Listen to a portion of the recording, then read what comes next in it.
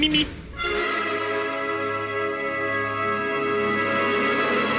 Mimi. Silence.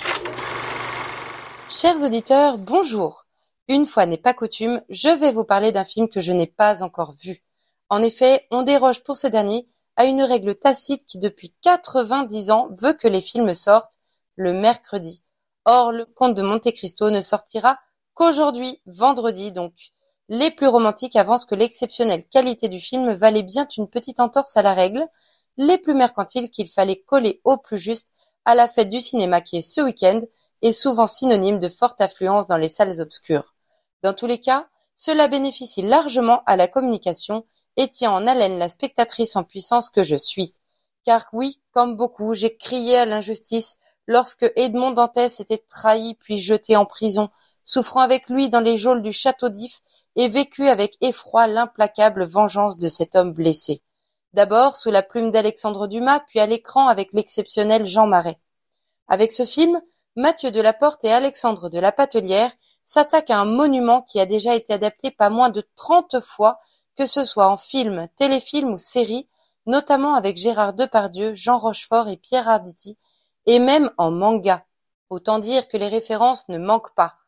La bande-annonce nous donne quelques indications sur le film, avec des plans très lumineux et colorés d'où se dégage une atmosphère d'insouciance, puis l'arrestation, le procès bâclé, la prison, l'apparition lumineuse de l'abbé Faria, et enfin l'implacable mécanique de la vengeance, avec une atmosphère plus sombre et un éclairage plus tamisé.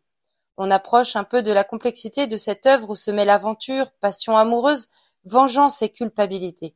De l'aveu d'Alexandre de la Patelière, ce qu'il aime passionnément, c'est le prodigieux mélange des genres auquel il est parvenu, car le Comte de Monte-Cristo est à la fois un roman d'aventure, un roman d'amour, une tragédie, un thriller, une comédie humaine et politique, et l'interaction de ces genres dégage un souffle tour à tour romantique, drôle, ironique ou effrayant.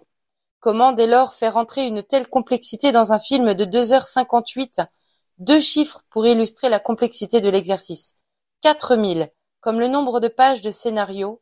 3, comme le nombre d'années qu'il a fallu pour l'écriture et la préparation du film. Il ne restait plus qu'à s'offrir un casting digne du projet et un budget en conséquence. C'est chose faite avec quelques grands talents du moment, notamment Laurent Lafitte dans le rôle de Monsieur de Villefort, procureur et bourreau de Dantès, campé par Pierre Ninet. J'attends avec impatience de voir si ce dernier sera à la hauteur pour donner toute l'épaisseur que mérite son personnage. Pour ce qui est du budget, 48 millions d'euros devraient largement donner au film les moyens des ambitions affichées. Vient le moment de conclure, et je n'ai qu'une chose à dire, ce soir je serai au cinéma enthousiaste, impatiente et prête à plonger avec vous dans cette grande fresque historique. Mimi.